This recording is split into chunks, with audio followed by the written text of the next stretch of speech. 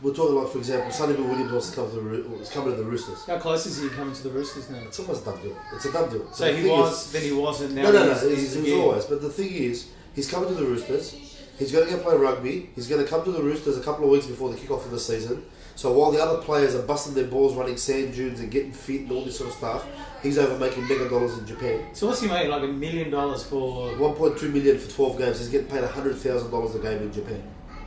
And it's rugby union, yeah? That's what he's been playing. But regardless. Regardless. Then he's going to come back to the NRL. Yep. He doesn't want to play an away game against the Bulldogs for the Roosters. So if the Roosters are playing the Bulldogs away from if it's a Roosters home game, yes. If it's a Bulldogs home game, he doesn't want to play. Why is that? Because he's worried about the fans? No, he doesn't want to. He doesn't want the Bulldogs to make a penny out of him. It's a big thing. Are you serious? Absolutely. Kairouz even put it like as in he asked for that sort of stipulation as well. Sonny Bill Williams hates the Bulldogs so much because they charged him $850,000. Why does he? Because he charged him what? When he walked out on his contract with the Bulldogs, they said give us $850,000 back. We paid you in advance 1 year. How much? $850. $850, and he wanted. And they paid. So he had to pay that back to them. But I mean, he owed that to them. Okay, I'm saying to you. So he was absolutely. Don't get me wrong. I'm not saying it, but he doesn't want to play. He doesn't want the Bulldogs to profit or benefit out of his name whatsoever. Again, Sonny Bill Williams coming back to the NRL, playing a home game against the Bulldogs at their home ground, but they'll sell it out. Everybody will be there to give him heaps and give him plenty and blah blah blah blah. Throw a water bottle at him. So, why do we want him in a game? I mean, he's great to watch. I get it. He's great to watch. I don't know why I want to see someone like that with their thumb in their mouth. I don't want my kids to see that. Oh mate, we've been catering to a lot. Look at Chris Sander. You know, what's he been doing though? He's just been playing crap. That's right. At South somehow you played well. Now you get a mega dollar. At South he was on bitch money. That's one of the reasons why he left. And with Adam Reynolds was supposed to make his first grade debut about 1.5 years ago, but he broke his leg, and he knew. Sando knew. Once fit, he wasn't going to get a run at the South. So somehow he took big money and went to Parramatta. Why'd you pull your finger out and have a go? But why? Yeah, I know. Do you know what I mean? But see, what it seems to me that there's all these players that just don't seem to be happy where they are. That's what I'm saying to you. So who runs the show? I mean, we've done jobs that we're not happy where we are, but you do it because you've got to pay your bills. That's the employee-employer relationship. Absolutely. And if you don't do it, you're gone. So why is it different in football? So now the sports star is, okay, you're the employer, I'm the employee, but I'm not just your employee. I'm the guy who brings the people to the money to you. So I should have some dispensation and compensation my way, whether you like it or not. And with that comes a bit of power, negotiating power. But so how do we fix this? Because the problem is that these guys know that people want to come and watch him. But how does someone like Sando think that he'll get away for too long? People aren't going to want to come back and watch him time and time again when he just doesn't perform. So he's no longer at the end of the day. It doesn't matter. At the end of the day, Chris Sando can sit and park footy for the next 4 years. He's still getting his $550,000 a year. But he does, because after that, his career is over. No, it's not. Why wouldn't it be? Because the last year of that contract, he'll play his ass off. But nobody will. They all do it. They all do it. And then I was going to say that nobody would want him after that because of what he's shown. He's not reliable. But so that's what they do it. That's the topic that we were talking about holding the clubs to ransom. Who runs the show? Like the AFL will say to you, okay, these are like we talk about. You can't have a draft system in the NRL because Terry Hill fought it in a court of law and won as a restriction of trade. Well, everybody that plays in the AFL signs a contract. The contract says that you are part of a draft system. If no club buys you or you can't get a contract with a club, you can nominate for the draft. We don't have a draft system because Terry Hill fought it in a court of law and it was proved a restriction of trade. Yet, nobody fights it at the AFL because that's it. That's how it is here with us. But it's a system that also works. But look at it this way. There is mention look at the prestige and look at the class that goes with being the number one draft pick. You are the number one player that every club chased, that every club wanted. You were the first pick in the draft system. It's like the NBA draft. It's like the gridiron draft. So how does it work? You're the number one draft pick, but doesn't the teams that end at the bottom of the table get first crack at you the following season? Regardless. If you're a shit player, will they be going after you? No. You're the elite. You're the cream of the crop. It's the prestige of being the number one draft pick. Absolutely. And number two. Who's going to the Gold Coast? For me, exactly. And the Gold Coast Suns got the first 9 out of the last 10 draft, the first 9 out of the 10 draft. So why picks. haven't they won a game yet? But that's what they do. The AFL lets them get the cream of the crop for the first 2 or 3 years and then put a side together. Then they do become competitive. Do you understand what I mean? Yeah, and that's it. So it's a bit of a... Here's the thing. Yeah. If for example, let's say the Gold Coast Suns were going to buy Johnny Kairouz as the number 1 draft pick. Johnny Kairouz says to the AFL Suns. And I'd be great for that. I've got perfect height of about 5'6", nearly. Johnny Kairouz says to the AFL Suns, the Gold Coast Suns, I don't want to go to you. I'd like to go to Collingwood. I live in Melbourne, my family's in Melbourne, I want to go to Collingwood. So what draft pick did Collingwood have? They had draft pick number... Whatever it was? 7. So they'll go to Collingwood and say, okay, we get your number 7 draft pick, we get your number 13 draft pick, we'll pick him first, give him to you, we want $1 million on top. Yeah, so there's a negotiation that goes on. There's a negotiating process that goes on. So with the NRL, I don't want to play anymore. I want to release. I want to go to another club, and everybody lines up. If he was a shit at that club, what makes you think that he's gonna toe the line at your club? You know what I mean? But let's look at is it Shandor Earl?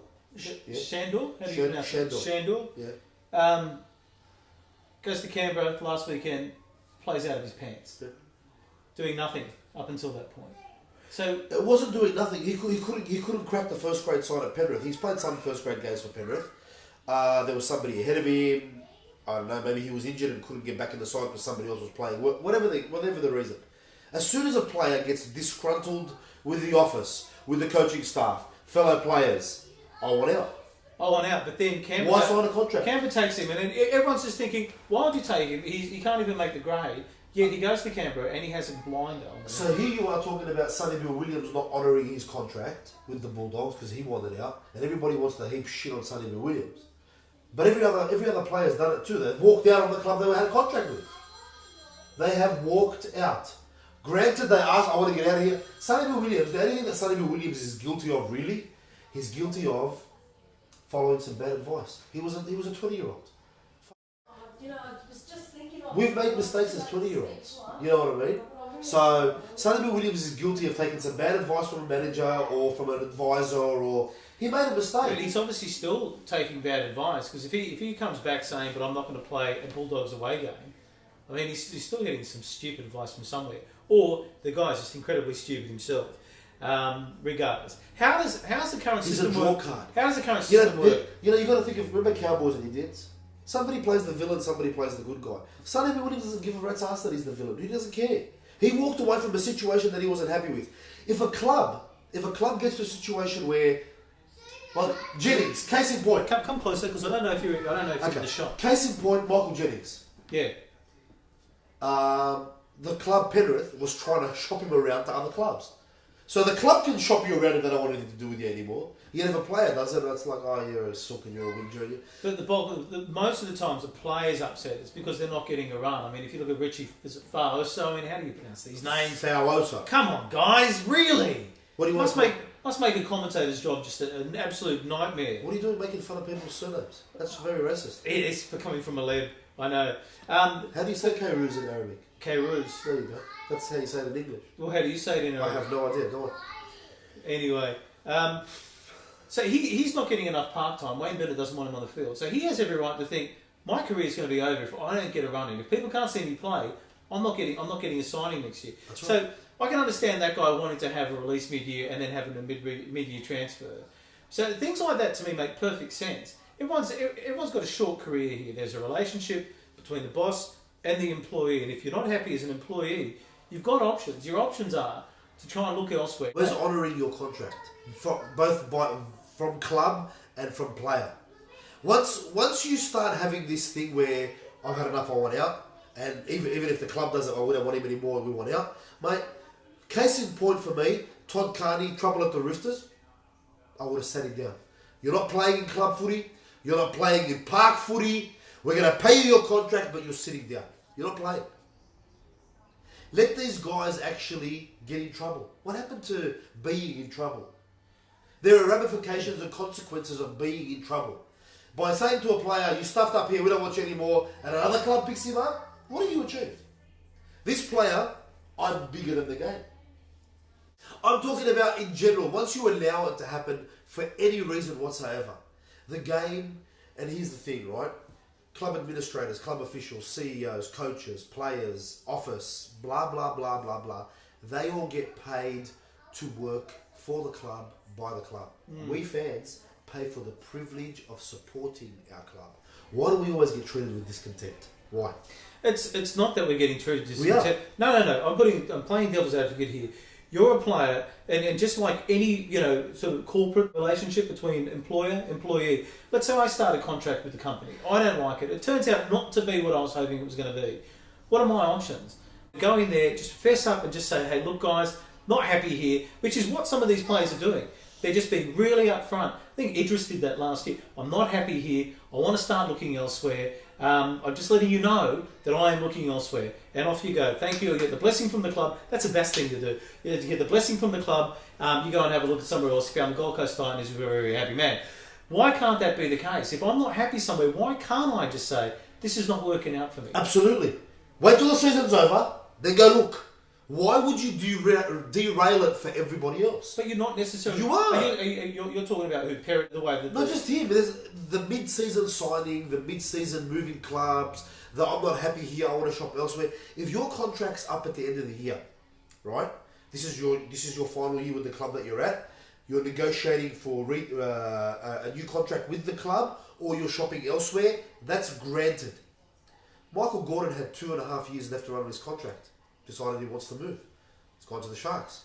Why, in that case, would you sign? This is why I'm going to give a big tick to Sonny Williams. Sonny Williams signs 1 year contracts. One. That way he has the option after that 1 year. If I want to move, I bloody well can. Yeah. Right? And he backs himself, because if you have a shit year, your value depreciates. So he backs himself to have a cracky year after cracky year after cracky year, signs 1 year contracts. Right? What's that funny? keep going. Why is that amusing? That's not funny at all. It's not funny at all. So what are we laughing at? Was I laughing? There was some giggling. No, it's all right. But we're talking about Sonny Bill Williams, 12-month contracts, doing it right, backing himself. Keep going. Like, for what he's done in the past, I'm not sugarcoating. I disagreed the way he walked out on the Bulldogs. That was wrong. You don't just Sonny Bill was at the airport. He's getting on the plane. I'm not coming back. Stuff is regardless. Young and dumb. Young and dumb. But if you've signed a 3-year contract, after 12 months, I've had enough, I'm walking out. This club gave you a contract when nobody else did. This is where you got your start. This is where, if your mind is the sort of mind for as soon as I'm unhappy, I'm moving, that's destabilising the rest of the club. We can't make it easy for them to do that. But we've got to have the opportunity for these guys when they're genuinely unhappy. They're obviously in a place where they can't be. They're not performing. The team doesn't want them there. They don't feel like they wanted there. You can't perform. How does anyone win? Wait. Well, then don't sign a 3-year contract. So what are you supposed to do for the rest of... Okay, don't sign a 3-year contract. It's a hard one though, Bass. It's really hard. You see, these guys are trying to find... a lot of these guys... The player wants their cake and eat it. They want their cake and they want to eat it, right? They want stability. They get it from the club a 3-year contract. I'm not happy anymore. I want out. Sorry? I think we're going to talk more about this next week. We're going to talk more about it next week when Cousin Al comes back. Unfortunately, he's on the bench. He's actually not even on the bench. He's carrying the water. No, not yet. Not yet. Half time. Oranges. Oranges and scotch.